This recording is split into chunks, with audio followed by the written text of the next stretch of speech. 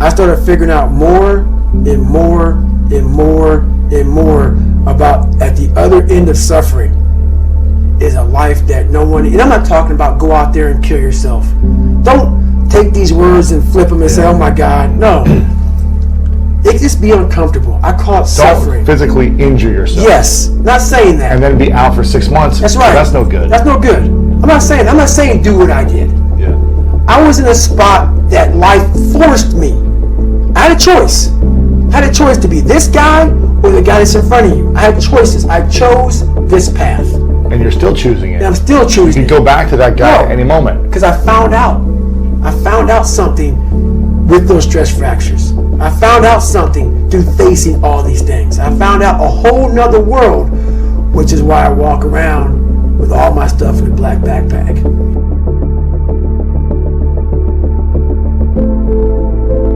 What trained me was that voice. And I'm not going to go God on you right now, because I don't care if people believe in God or not. That's not my place. I'm not here to judge you. You have your own life and your own things to deal with. This voice in my head guided me to the spot where I'm at today. And if you don't believe that you're here for a reason, your life will seriously hurt. And I started looking at my life and all the shit I went through as God put me, whatever you believe in, put me here to go through this. And now I see all the hundreds of thousands of lives I'm changing by the hell I went through. There's a lot of power in that. So my purpose as I started going through this journey, instead of looking at like, woe is me, God, man, why the fuck, man, why? I started looking at it as, it's the perfect training ground. You knew exactly what you were doing. You knew exactly what the fuck you were doing, obviously. You put me in every situation possible to tell a story that needed to be told.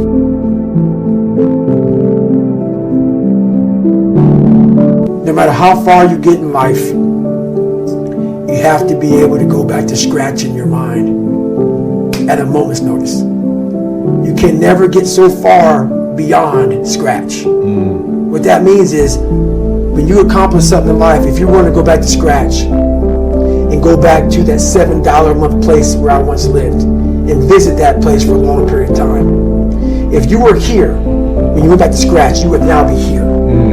Scratch is what makes you better. Scratch, friction, obstacles create growth. There's no friction when you're this far up in the game anymore. You think there is. That's right. When you cheat so much, the friction is minor. Because why? I'm sore. I'm going to get a massage today. I'm hungry. I'm going to eat today. The refrigerator is always full. So your comforts are now, so your discomfort is now very minuscule to your discomfort back here in the $7 a month place. So you have to go back to the total discomfort to then raise your level of where you're at now. I'm not saying stay there. Visit it. And then you raise your level.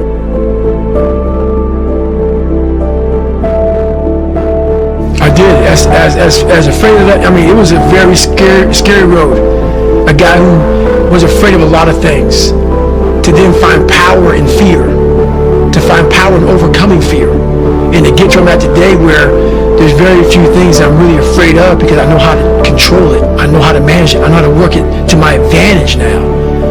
It's something else, man. So I really challenge people to really do a live autopsy on your brain. And the reason why I talk about my childhood so much in this, because I don't want you to put a title on me. Because once you title me as a freak, you now put yourself in a position where you can be very comfortable in saying, it's just not possible for me. Yeah.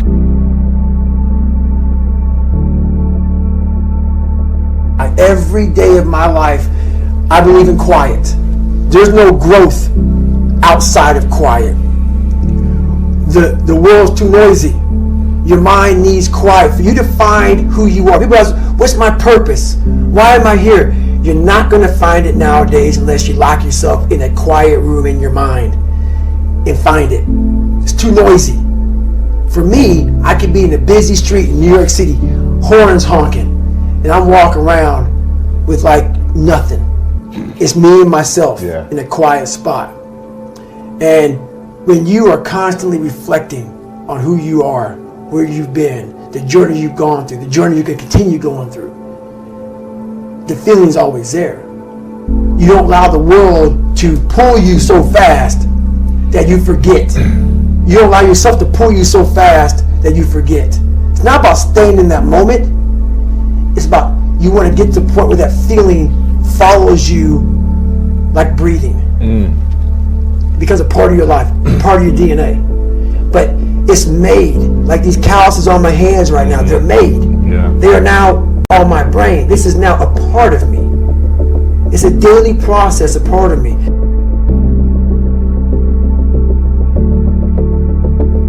And that's the thing that makes me so pissed off in this world, man. The only thing that gets me mad nowadays is that so many people die with untapped potential because they think that someone else is fucking better than them. And they were born, you know, not with the greatest tools.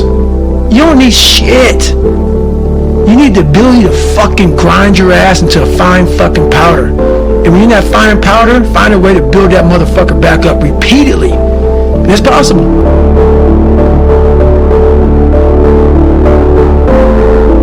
I'm a 43-year-old man. I work with 27-year-old kids. Yeah. I'm a rookie. Every day I'm a rookie, it feels like. And why do you do it? That's why I do it, man. There's a story I'm gonna tell you about why I do it. So I have a good living now, for me, where I'm at in my life.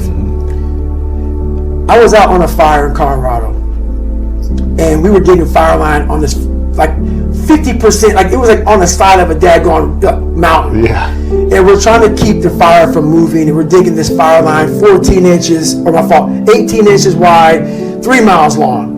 12 of us digging. And it is the hardest work. You make $12 an hour. Wow. Okay? Nothing. You set up your shop. Like, when you're done digging, you just pretty much lay down, you go to sleep, and you get up, you dig some more. Really? This happens for 2 weeks long. What are you digging? It's like a hole. So line. you're trying to get down to a mineral source. So you're trying to get down to the earth.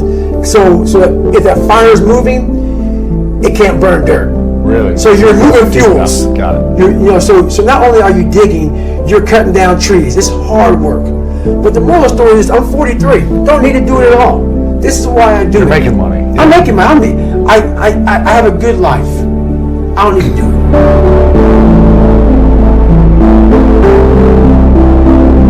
It's all about giving back and training. But I'm still learning. I'm not Yoda yet. What do you still need to learn? And what are you still afraid of?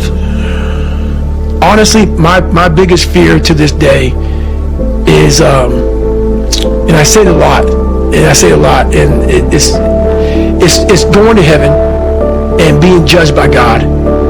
And, you know, God has, I believe that God knows everything about you. From the time you're born, when you're going to be born, when you're going to die, when you're going to graduate, buzz, whatever's going to happen to you, He knows all this shit. Some people never do what God knows you're capable of doing because we have choices. My biggest fear in life was to get to heaven and God look at me as I'm being judged, and I was some fat 300-pound guy like I used to be that still sprayed for cockroaches. That's okay. It's what you want to do. I didn't want to do that. And I made $1,000, a month. And I got to heaven, and God laid out this chart in front of me. And He said, "Hey, man, look at this chart." And it had my name on top and all this amazing shit. And I'm like, that's not me, man. He goes, "That's who you were supposed to be."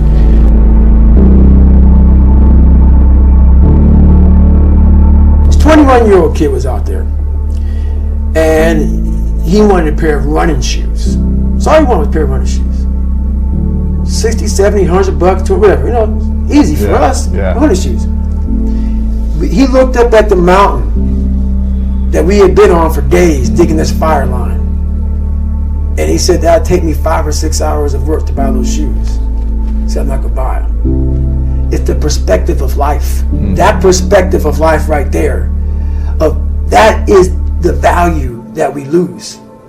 When things start to come so easy in life, it's the perspective that 21-year-old had. He looked up at that mountain and thought, he looked at his hands, he looked at the amount of hours of pulling that Pulaski, that tool, and raking that ground, and then cutting those trees and moving them, and that hours of work. He looked at his feet and said, "These old shoes would do." It's that perspective in life that we lose. And that story to most people may not mean anything. It's that story I always want to have in my life. You cannot lose perspective of where you've come in life.